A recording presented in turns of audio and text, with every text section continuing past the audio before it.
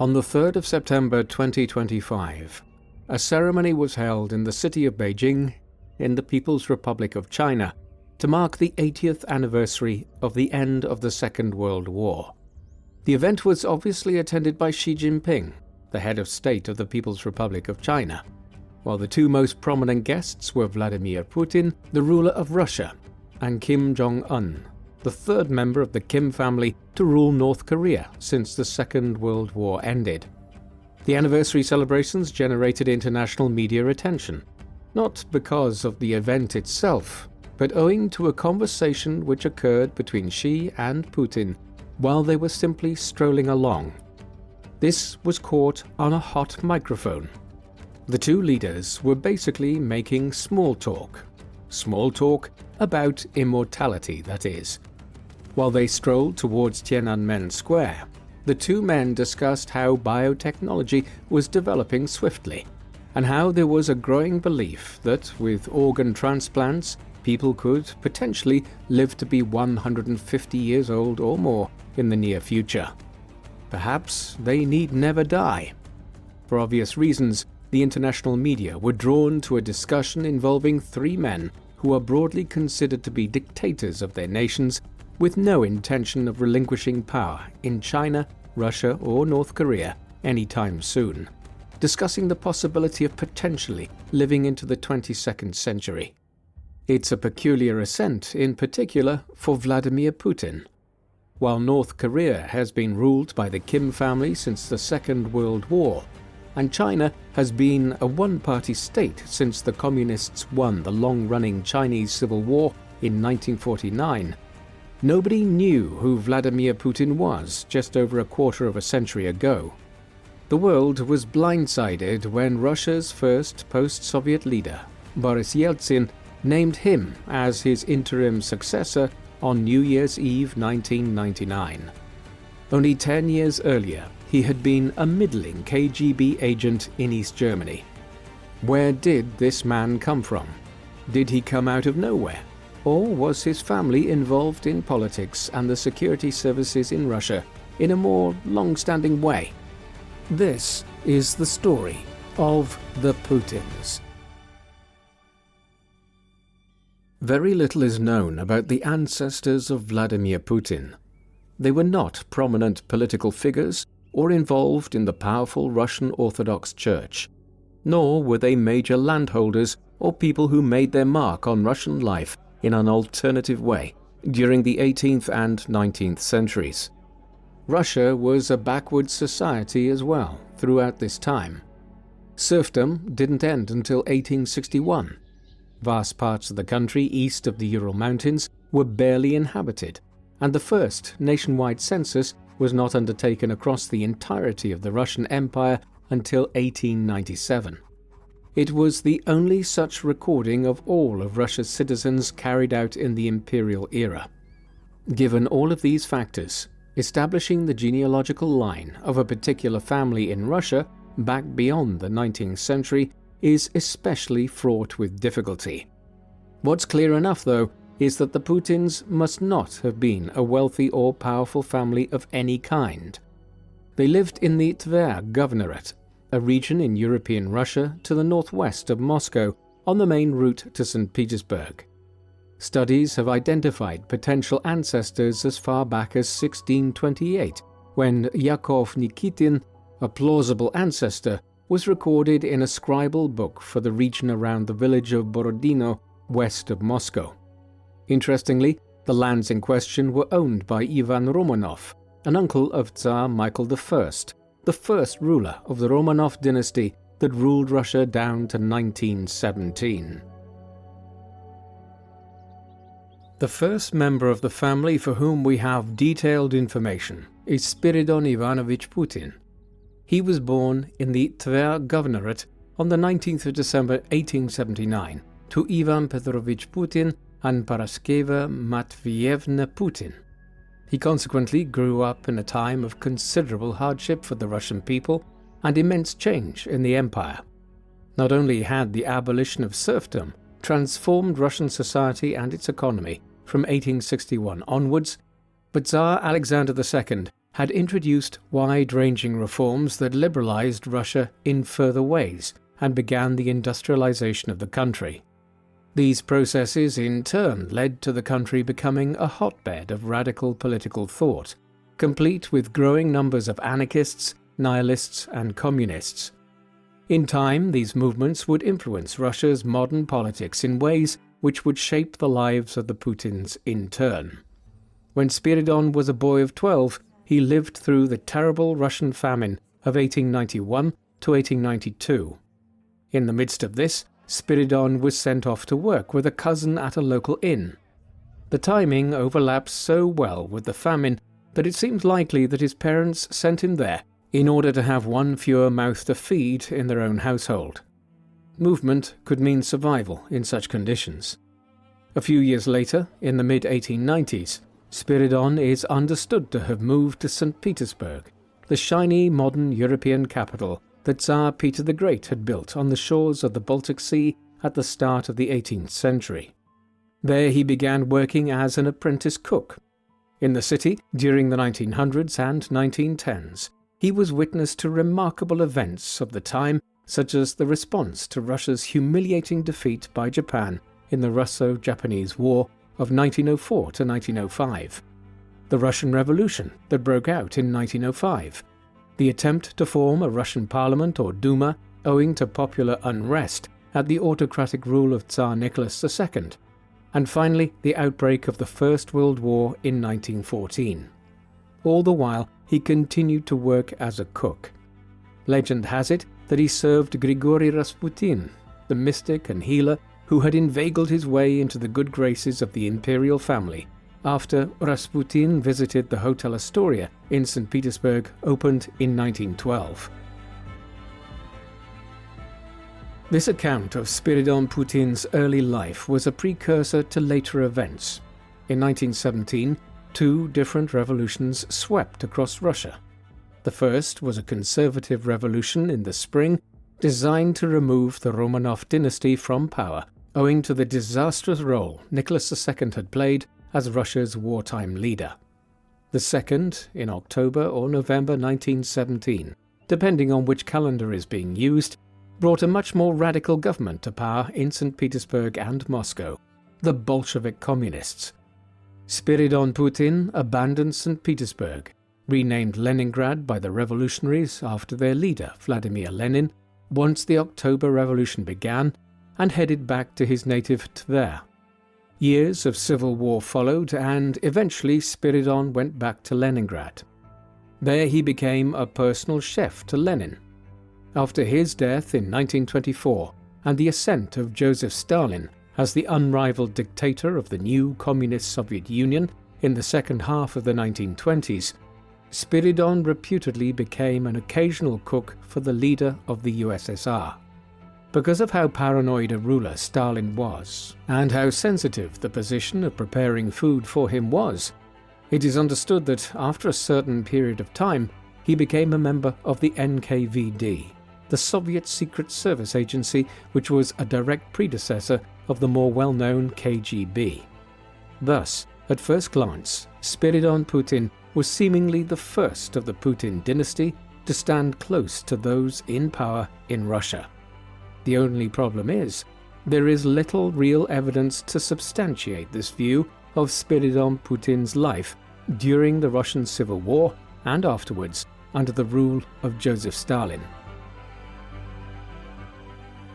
Most of the information for Spiridon Putin's alleged ties to Lenin and Stalin and his role in the NKVD comes from public statements made in modern times by his grandson Vladimir. These featured prominently in a 2-hour-long documentary on Vladimir and his life that was distributed online in 2018 and was simply called Putin. In this, Vladimir was interviewed by Andrei Kondrashov, a reporter who right around the same time conveniently became Vladimir's election campaign's spokesperson. It was in this interview that Putin outlined his grandfather's work as a chef and claimed that he was a cook for both Lenin and Stalin at a dacha near Moscow. From there, the story grew legs. It was quickly assumed, for instance, that because he was a cook for the top brass of the Soviet leadership, that Spiridon must have also been a member of the NKVD. This was not an unreasonable claim to make, given that a dictator like Joseph Stalin didn't exactly let any chef at all prepare his food. Yet even beyond this speculation, a lot did not add up. For example, it was also claimed in the documentary that Spiridon continued to cook for Soviet leaders until shortly before his death. He died in 1965, when he was 86. It seems implausible that he continued as an active cook until that age. Above and beyond this, historians who know the Russian records have since looked into this and have found little to really support Vladimir's version of his grandfather's life. Clearly, Spiridon was a cook, and he certainly lived in St. Petersburg for much of his adult life. He may even have fleetingly cooked for Lenin and Stalin at some point in the 1920s, but it is more difficult to accept the idea that he was close to the Soviet leadership over a period of decades. Given what we know about the humble circumstances of the family in the middle of the 20th century, it simply does not make sense that Spiridon could have been on such close terms with several leaders of Russia over a long period of time. We are on only slightly firmer ground when it comes to the next generation of the Putins. Spiridon married a woman by the name of Olga Ivanovna. They had 4 sons and 2 daughters together between the late 1900s and mid-1920s. 2 of their sons would be killed fighting in the Second World War. Not a great deal is known about the lives of the others, though some of these branches of the Putin family do feature in news reports from time to time, owing to the manner in which they have benefited from Vladimir's control over Russia. A first cousin of his, Igor Putin for instance, who would be another grandson of Spiridon, is a well-known businessman in Russia, who had been in the military and then fortuitously began a very successful life in finance and business in the 2000s, after his first cousin became president of Russia.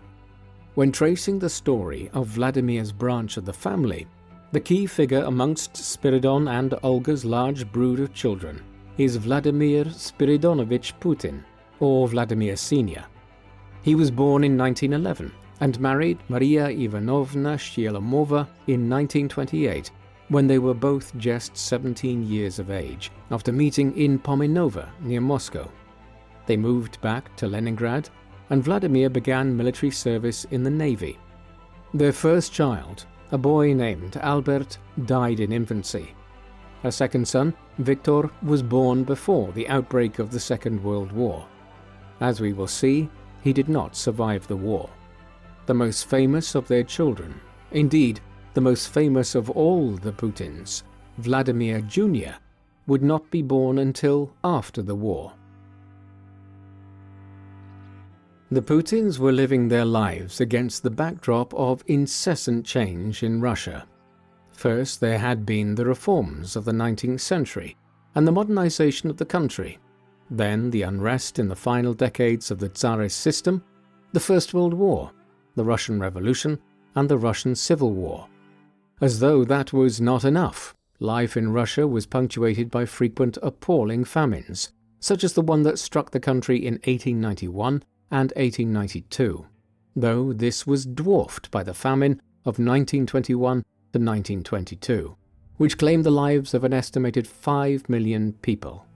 A decade later, another bout of stretched resources caused the Holodomor, a famine in Ukraine and southwest Russia that was broadly caused by the Soviet regime's attempts to rapidly industrialize by creating collectivized farms and state-controlled food distribution systems.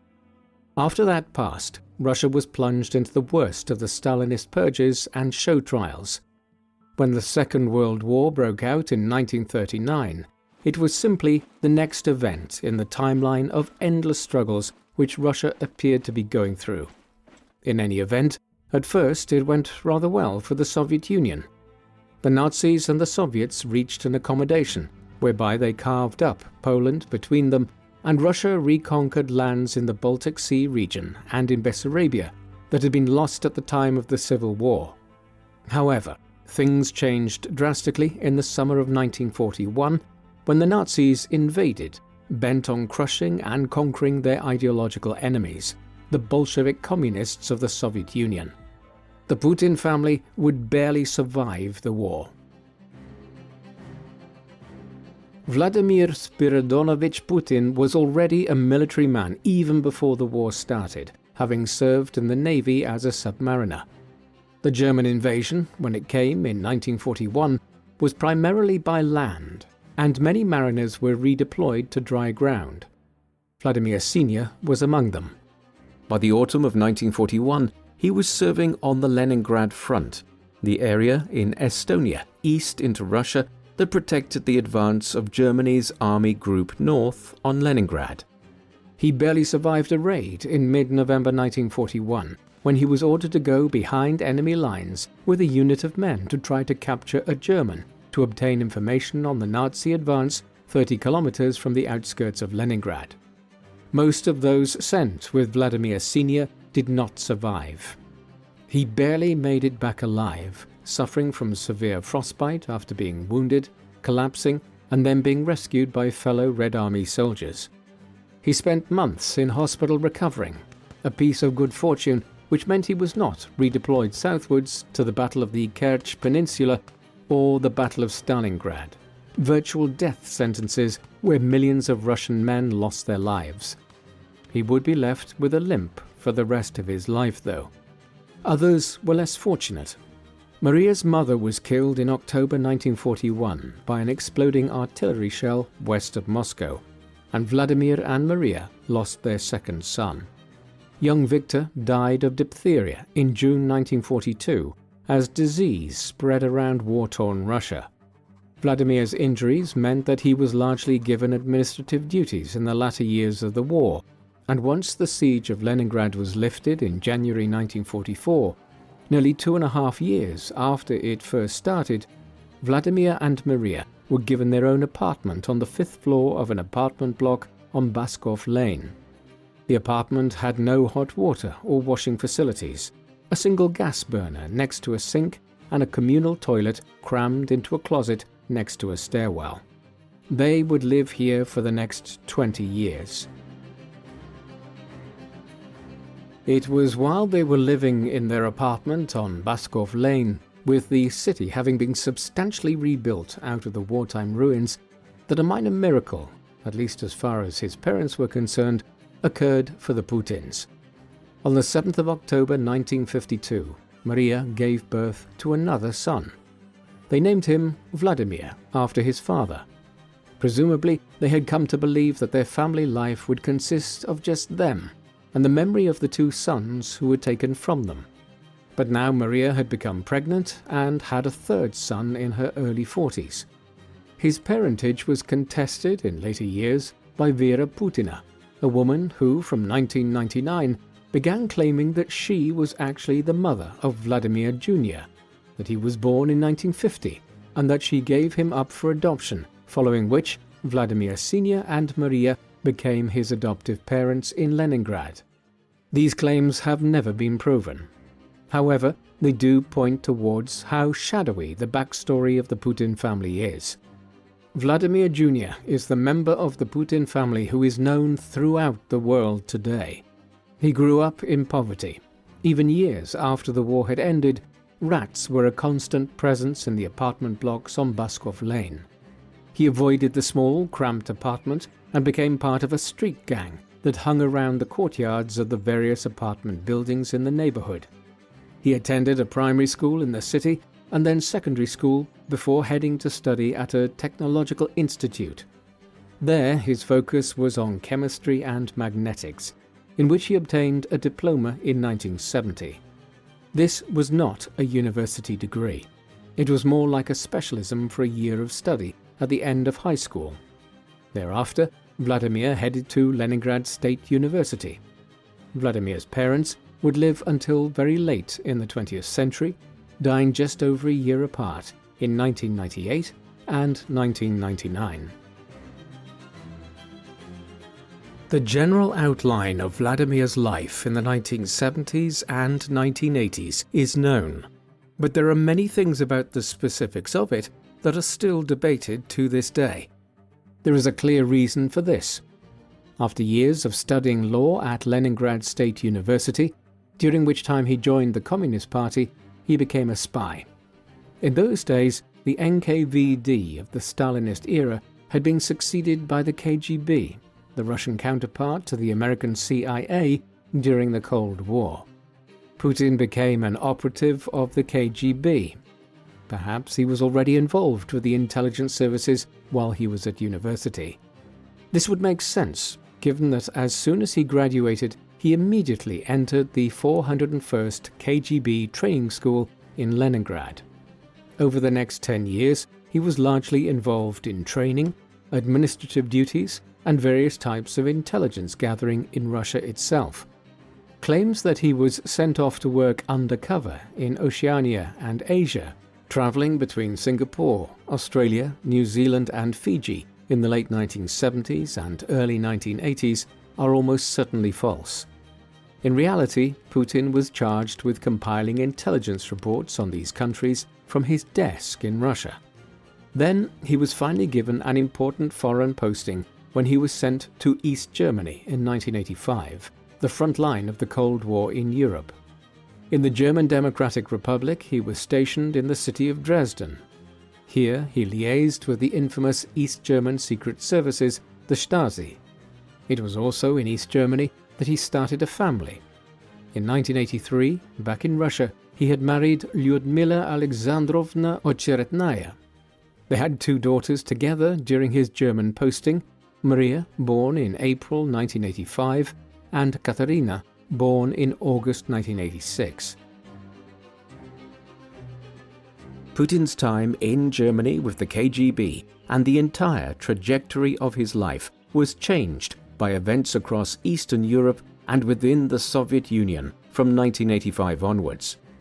That was the year that Mikhail Gorbachev came to power as head of the USSR. He was a political reformer who was determined to modernize the Soviet Union through policies like glasnost and perestroika, open discussion of politics and market reforms to the communist economic system to make it more competitive. His reforms, as well as a series of events like the Chernobyl nuclear disaster in Ukraine in 1986, set off a chain of events which saw millions questioning the Soviet system across Eastern Europe.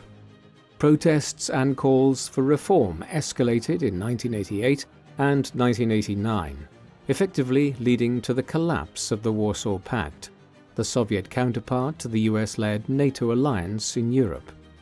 Then the Berlin Wall fell late in 1989 in a peaceful popular protest after the opening of a border crossing between Hungary and Austria had effectively rendered it pointless.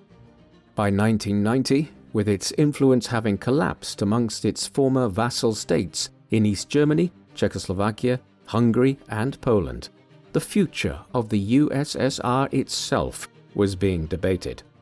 It was in this context that Putin returned to Russia in 1990. With the Berlin Wall having fallen and Germany reunified as a Western-leaning democratic nation in October 1990, there was no reason for him to remain in Germany any longer after a directive to destroy large amounts of KGB documentation in the Dresden office had been carried out. He came home to a country in crisis, where Gorbachev was caught between reformers who felt he had not gone far enough and conservatives who believed he was betraying the entire history of the Soviet Union. Thus, in late 1990 and through 1991, Putin was a witness to the collapse of both Gorbachev's authority and the USSR. After months of negotiations, the Soviet Union was formally dissolved on the 26th of December 1991, and the Russian Federation came into being. Gorbachev had stepped down the previous day and was replaced by Boris Yeltsin, a Moscow politician whose star had waxed as Gorbachev's waned in the early 1990s. Putin rose gradually up the political ladder, following his return to Russia from East Germany. He got his start from an old friend, a legal scholar and subsequently a politician who Putin had met in Leningrad State University in the early 1970s, Anatoly Sobchak. Sobchak had become mayor of Leningrad in the summer of 1991, the name of which city was now changed back to St. Petersburg once again. Over the next 5 years, Putin benefited from Sobchak's patronage and slowly rose as a mid-ranking official and politician in the city. It was a time when an astute man in a position like this could acquire many allies by facilitating the corrupt carving up of the country's huge state assets that was underway in the 1990s. Putin was transferred to Moscow in 1996 and given an official role in this process, as the new government, which was mired in an economic crisis in the 1990s, raised cash through the sale of everything from oil refineries to former Communist Party properties. In Moscow, he soon inveigled his way into the central circle of Yeltsin, who was by then in steep decline as a leader owing to his alcoholism.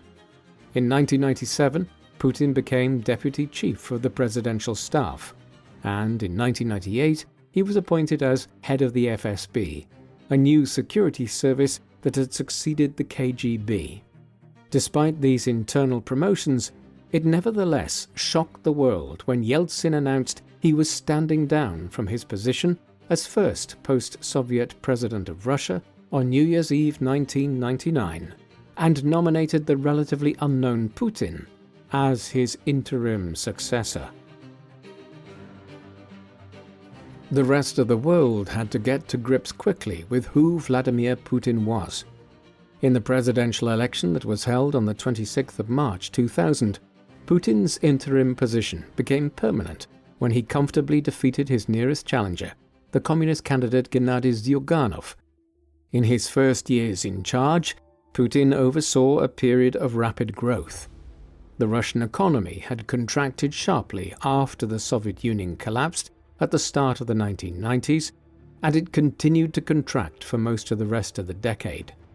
The corner was turned in 1998 and 1999, and Putin was the beneficiary. In 2000, it grew by a huge 10%, and then it averaged growth rates of around 7% annually until the great financial crisis began in 2008. This economic rebound from the misery of the 1990s made Putin extremely popular at home, and he won a landslide victory to gain re-election as president in 2004. Meanwhile, the international community perceived him as a pragmatic reformer. Yeltsin minus the alcohol. Western countries continued to invest in Russia, and countries like Germany hooked themselves up to Russia's natural gas supply and became completely reliant on it for their energy needs. In 2002, the NATO-Russia Council was even established to mediate between the US-led alliance and post-Soviet Russia. When the 9/11 Islamic terrorist attacks on the US occurred in September 2001, Putin was amongst the first international leaders to ring President George W. Bush and commiserate with him. Many in the West believed Russia might flourish into a democracy under the new ruler. It was only gradually, beginning around 2003, as reports of his suppression of opposition at home in Russia spread, that this view began to sour. But even when it did, Western nations continued to give Putin a seat at the table with them for years to come. This was the international perception of Putin in the 2000s. The strange thing is that it seems so at odds with what he was actually doing during these years. There had been conflicts already in the 1990s in the Caucasus region, where boundary disputes had never been fully resolved between nations like Georgia, Armenia, and Azerbaijan, and where groups like the Chechens were trying to create their own breakaway states. Putin was a perennial presence in these conflicts in the 2000s, often intervening indirectly through allied proxies. Then, in August 2008, the short but significant Russo-Georgian War occurred. In this, Russian forces intervened directly in Georgia militarily and basically established two breakaway states out of Georgian territory, South Ossetia and Abkhazia. These became quasi-autonomous states, though not recognized internationally. In reality, though, they were de facto new Russian provinces, while Chechnya also became a Russian client state in the course of these events. These were methods Putin would deploy on a larger scale in Ukraine 6 years later. More importantly, they point towards Putin's ideological outlook. He was aiming to begin reclaiming lands which had once formed parts of both the Russian Empire of the Tsars and the Soviet Union, and which had been lost when the USSR collapsed at the start of the 1990s. This has become clearer over time, as he has sought to acquire large parts of Ukraine and to tie Belarus into a closer union with Russia, as well as in his efforts to interfere in the politics of countries like Georgia and Moldova. International commentators typically note that he idolizes older Russian Tsars like Peter the Great, rather than the Soviet leaders like Joseph Stalin. The core point, though, is that he aims to rebuild Russia into an imperial power. In retrospect, it looks strange that the international community did not see this sooner. All of the signs were already there in the 2000s. Putin's true aims would become clearer over time. However, before he could try to manifest them, he needed to solidify his position at home in Russia. It is a peculiar thing about Russia's post-Soviet politics that it managed to create a reasonably strong democratic system after the Cold War ended. This is a country with a history and culture of terrible autocracy, and yet by the 2000s, a stable enough democratic system was in place that Putin felt he needed to abide by the constitution for many years after he became leader of the country. This meant he was term limited. The new Russian constitution stated that no person could serve more than 2 consecutive terms as president. Thus, as Putin's second term neared its end, he prepared to step aside in 2008. His successor was Dmitry Medvedev, an old ally of Putin's who had risen up through the political system as well in the 1990s in St. Petersburg and Moscow. In retrospect, Medvedev's term as president between 2008 and 2012 is viewed as nothing more than a constitutional nicety that was gone through in order to make it appear as though Putin was abiding by the constitution. As soon as Medvedev's term was finished, he stood aside and allowed his predecessor to come back for a third and fourth term. Then, when he faced the same problem of a third consecutive term in 2020, a new reset clause was introduced into the constitution which basically did away with the term limits that impeded him in 2008. Thus, Putin became the de facto dictator of Russia, though it is noteworthy that he felt the need to keep up the appearance of democratic norms in 2008 by allowing Medvedev to serve a term as president. The man who has dominated Russian politics since power was devolved to him on New Year's Eve is a reserved person in many ways. He is a workaholic who spends long hours at his desk or meeting people in the Kremlin. Putin is old-fashioned in his work. He continues to use pen and paper for a lot of it, and then hands over his thoughts to his staff to type up. He uses landline phones in his office rather than mobiles, unusual behavior as we enter the second quarter of the 21st century. Putin uses humor in a deliberate way, frequently doing so in public settings to dress down ministers whose work he is unhappy with. He is portrayed as having many hobbies. For instance, it is well known that he is an experienced practitioner of judo and has competed in the martial arts. He also engages in swimming, ice skating, and outdoors treks and endurance sports. A lot of this activity seems to be undertaken as part of a careful attempt to cultivate an image of Putin as a strong leader in contrast with the desk bureaucrats who, he believes, brought about the destruction of the Soviet Union and collapse of Russia's empire. He has several pet dogs and presents himself as a common Russian man in many ways. Large amounts of his personal and public conduct are stage-managed. For example, Putin speaks both German and English, yet he will almost always use an interpreter for public events with diplomats and politicians from the English-speaking world. The intention is clear. He should not have to speak English, as though the Western world is always paramount. Beyond this carefully crafted public image, there is no denying that Putin is a calculated and often brutal figure. There are very few world leaders today, for instance, who regularly dispense of their enemies by obscure poisons, such as the nerve gas Novichok, used in the 2018 Salisbury poisonings.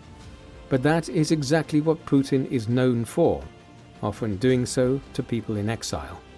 He also silences dissent within Russia.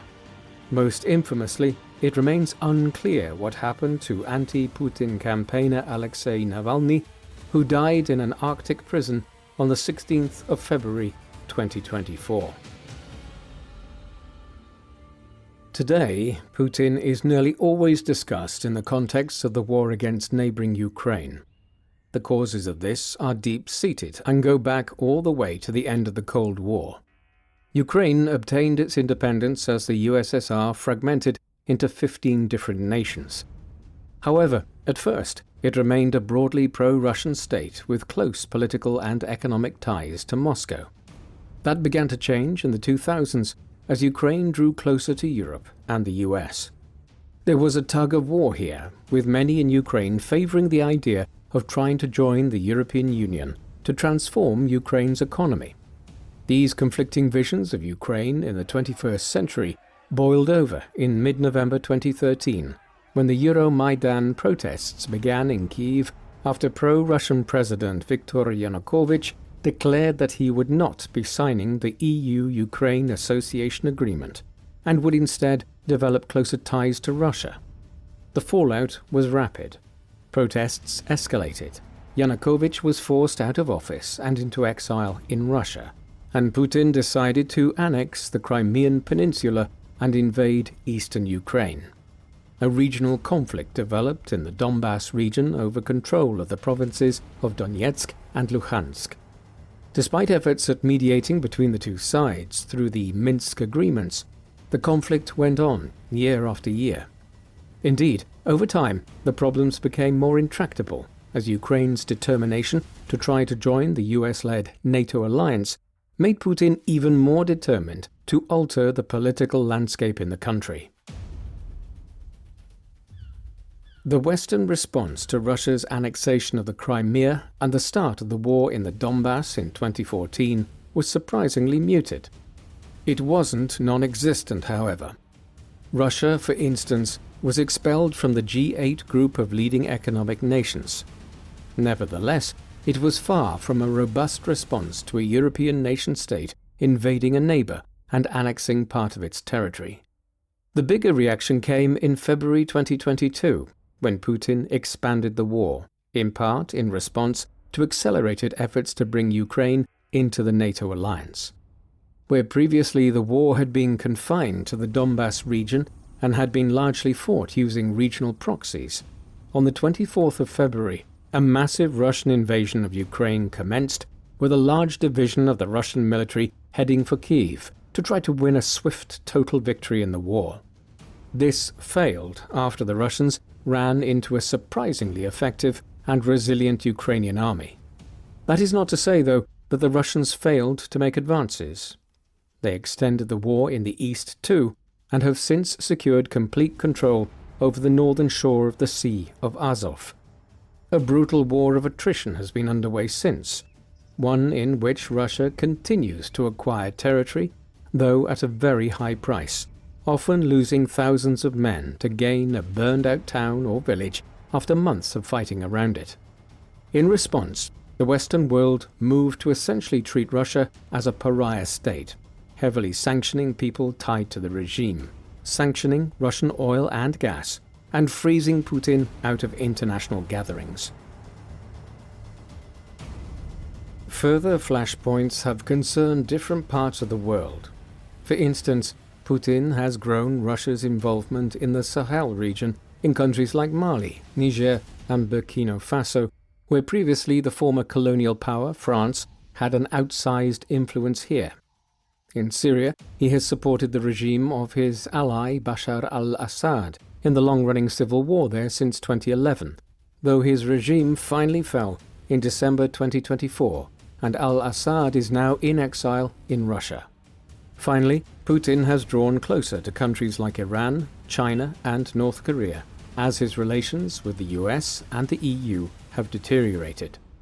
A surprising development has been the manner in which India's leader Narendra Modi refused to overly condemn the expansion of the war against Ukraine. Instead, closer symbiotic relations between his nation and Russia were developed from 2022 onwards.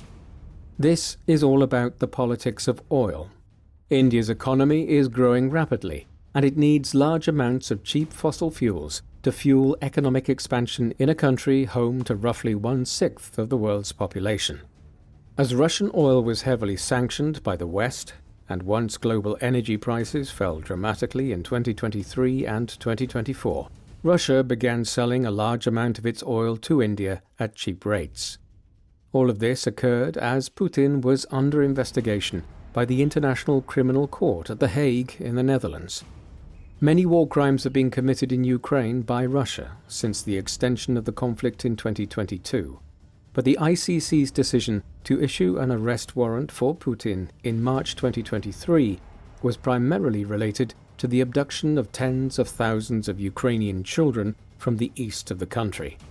The ICC judgment and arrest warrant has theoretically limited Putin's ability to travel internationally. However, a majority of countries are not enforcing the warrant. In the midst of the war, Putin faced the gravest threat to his position that he has ever encountered, even if it was a fleeting one. It came from Yevgeny Prigozhin. Putin and Prigozhin had many things in common. They had both been obscure individuals when the Soviet Union fell, and they were both opportunists who managed to benefit from the chaos of the 1990s.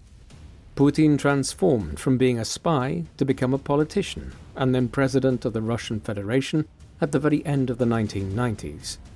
In the same period, Prigozhin had started numerous business ventures and eventually settled on being a restaurateur. He prospered by catering to the new class of wealthy oligarchs that emerged during those years via the sale of state assets. In the 2000s, he went from being a chef who catered to Putin and his inner circle to acquiring lucrative state contracts to supply food to schools. Then, in 2014, he moved over into privatized security and co-founded the Wagner Group.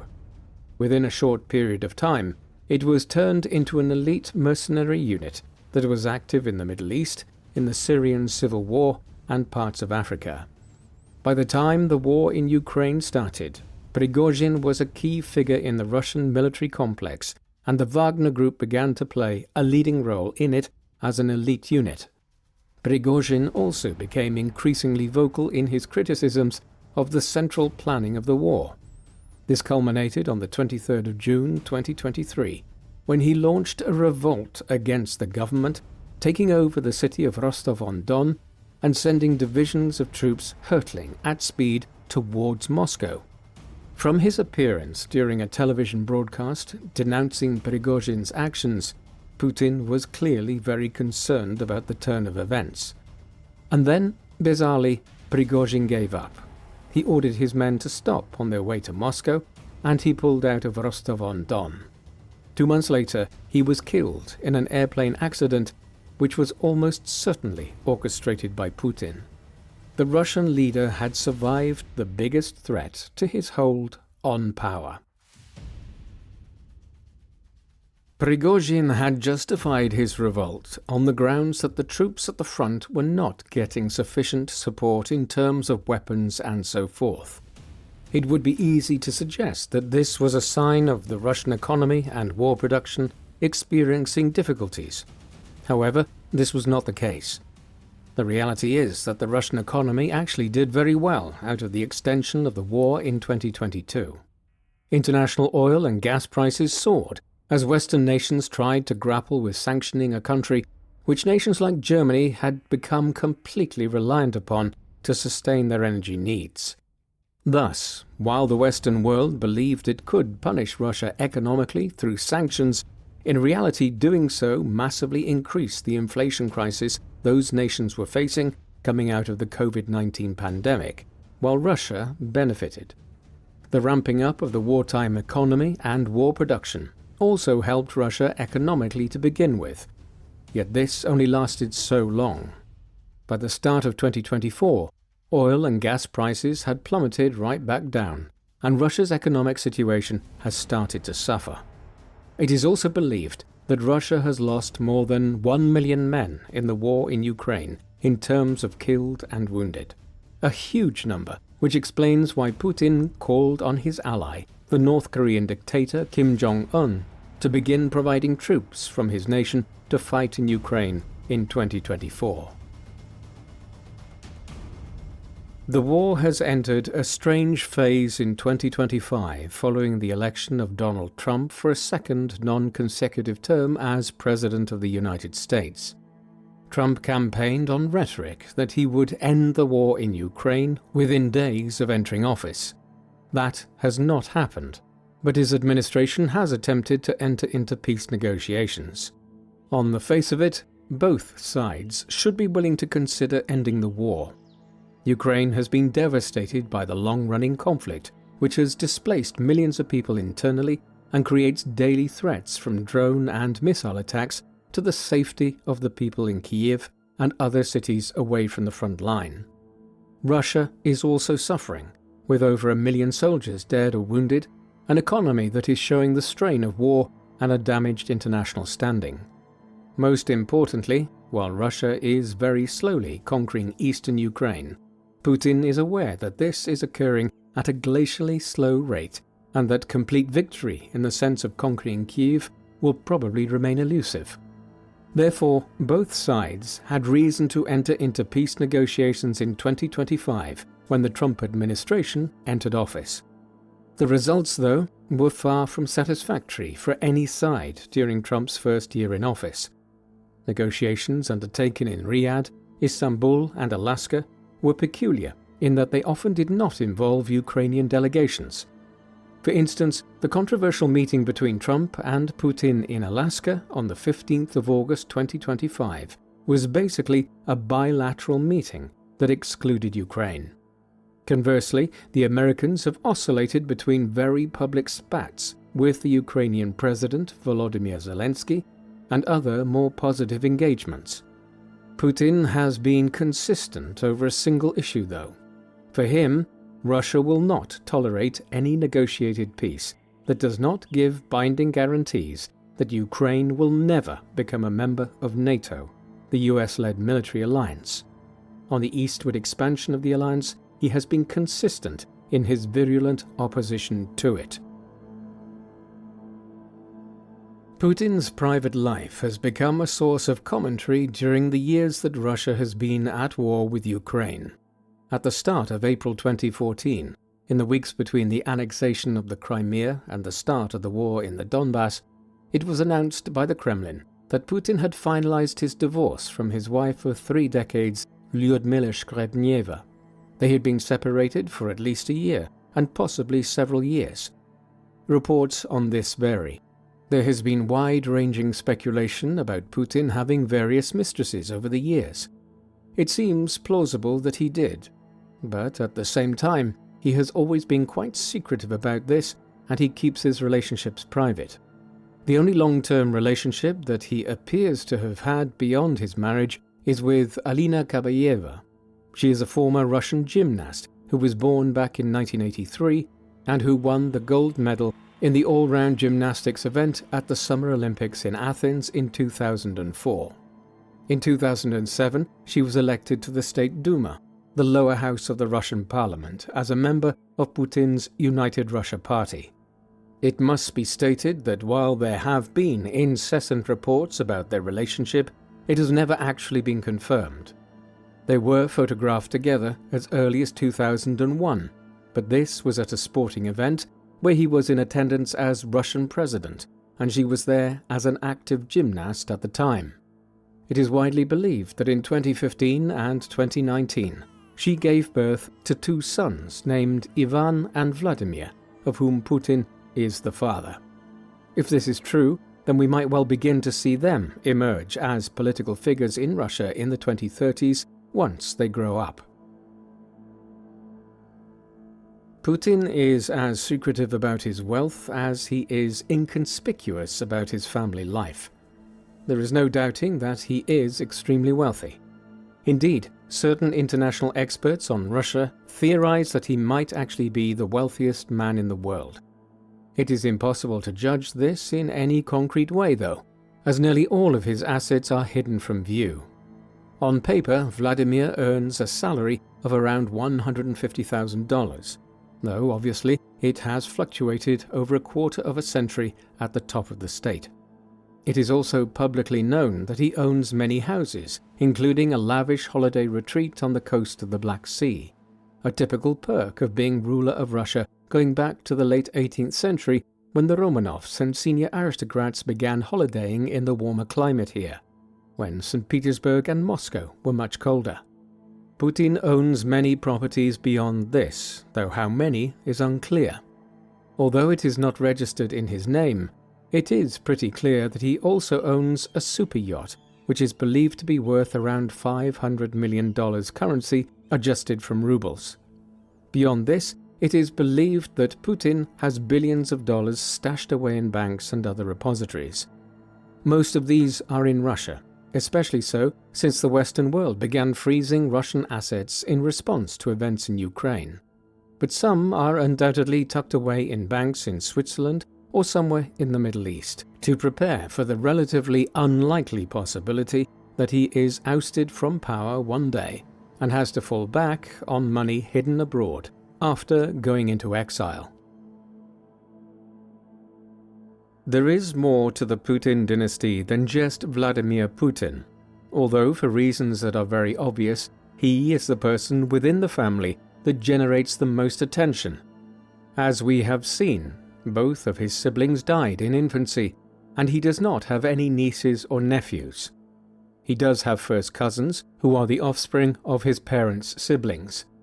The most prominent is Igor Putin, Vladimir's uncle's son, a prominent businessman who has benefited enormously from Vladimir's time in office and who has been heavily sanctioned by Western countries since 2022 and the expansion of the war in Ukraine. Igor's son, Roman, is also reputed to be enormously wealthy and has followed a career as both a businessman and as a politician. Curiously, he became involved in leading a new political party named People Against Corruption in 2020, but this does not appear to have been any effort to challenge his cousin. Rather, it was designed as a rebuff to Alexei Navalny, the prominent anti-Putin campaigner who had focused primarily on corruption issues in Russia and whose party was named the Anti-Corruption Foundation before it was banned in stages between 2019 and 2021. Perhaps Roman Putin will begin to play a more prominent role in Russian politics in time to come. He is only in his late 40s, and there is time to prepare him for doing so. There certainly is no sign of any kind that Putin's 2 daughters from his marriage intend to play a role in Russian politics in future. This is perhaps reflective of the country's modern politics. Although Russia went through a period of unusually sustained female rule in the 18th century, in the 20th century under the Soviet Union, the country basically did not have a single prominent female political leader. Instead of politics, Maria Vorontsova is a pediatric endocrinologist who sits on the board of the Moscow Society of Medical Genetics. Interestingly, given her father's recent discussion with Xi Jinping about the possibility of extending a person's life well into a second century, she has led research teams that have received large amounts of funding to study increasing life longevity, organ printing, and other anti-aging methods. She has 2 young sons from 2 different marriages. Her youngest sister, Katarina, is the director of Inopraktika, $1 billion project to develop an advanced scientific center at the Moscow State University. Her background is in a strange combination of Japanese history, mathematics, and physics. She is believed to have a daughter. Thus, while neither of Putin's daughters from his marriage is actively involved in politics, they both have senior academic posts in Moscow that have obtained huge amounts of funding. They were both sanctioned by Western nations in 2022. There are unconfirmed reports that Putin also has a third daughter, a woman by the name of Elizaveta Grivonovich, or Luisa Rozova, who was born in St. Petersburg in 2003 to a cleaner and who now lives in Paris. She does bear an uncanny resemblance to Vladimir and has spoken of being his child, although she opposes his actions in Eastern Europe. Vladimir Putin remains the perennial focus of the Putin family. He is in a shifting position as we enter the second half of the 2020s. His power in Russia itself is completely unchallenged. There appears to be no clear successor to Alexei Navalny as an anti-Putin campaigner, and he has reasserted his control over the military after the embarrassing abortive rebellion of Yevgeny Prigozhin in 2023. Putin is also a comparatively young man in an era of octogenarian heads of state. He will only turn 80 in 2032, meaning that Russia might well be controlled by him for many years to come, as he is a seemingly healthy individual despite 20 years of unsubstantiated news reports that he is suffering from everything from cancer to leprosy and Parkinson's disease. These sensationalist reports aside, there seems little to stop Putin ruling for many years to come, and by then there may be other Putins playing a role in national politics in a more concerted way than they do today. The Putin family is mysterious. They certainly were not a prominent family in Russian society and politics with long-standing links to government. Instead, they appeared largely out of nowhere in the 20th century. The modern view is that Spiridon Putin was a cook for many years for the first two leaders of the Soviet Union, Vladimir Lenin and Joseph Stalin, and that he also probably acted within the secret services. This suggests that the family were trusted, albeit shadowy, allies of the communist regime from the early days after the Russian Revolution. Yet, beyond the public statements of Vladimir Putin himself, there is very little hard evidence to prove that Spiridon was an influential figure. Indeed, the family's modest economic circumstances in the middle of the 20th century, when Vladimir Putin was born and grew up, would suggest the opposite, that they were just ordinary Russians living in comparative poverty in Leningrad. Therefore, the story of the family is in a real sense the story of one man, Vladimir Putin. Born in 1952, he grew up on the streets and courtyards of housing complexes in Leningrad and came to view joining the state secret services, the KGB, as a way to better his life. His years in the KGB in the 1970s and 1980s are, as is intended with any secret agent, quite secretive, but we know that he operated in Eastern Germany and would have spent time there effectively watching Soviet rule over Eastern Europe collapse in the second half of the 1980s. Thereafter, his rise was as peculiar as it was swift. He returned to Russia and rose up through the ranks of the country's new democratic politics in St. Petersburg and Moscow, symbolically becoming the acting president of the Russian Federation on New Year's Eve in 1999. Although it took Putin years to fully demolish the young democratic process in Russia, gradually during the 2000s and early 2010s, he accomplished this. By the time he was re-elected as president in 2012 for a third term, he was basically the dictator of Russia. His influence has been immense over the nation's modern history, and he has sought to reconstruct the old Russian Empire by wars in the Caucasus and Ukraine. It is unknown to what extent he will continue to shape the politics of Europe in the future, or if he will ever hand over power before his death, Similarly, we cannot be sure if any member of his extended family will come forward to play a role in Russian politics after his time. At present, it seems unlikely that Putin's dynasty will continue in any real way beyond his lifetime, but nobody can be entirely sure. What do you think of the Putins? Do you think Spiridon Putin actually worked as a chef for Lenin and Stalin? Or has Vladimir invented some of his family's backstory? Please let us know in the comment section, and in the meantime, thank you very much for watching.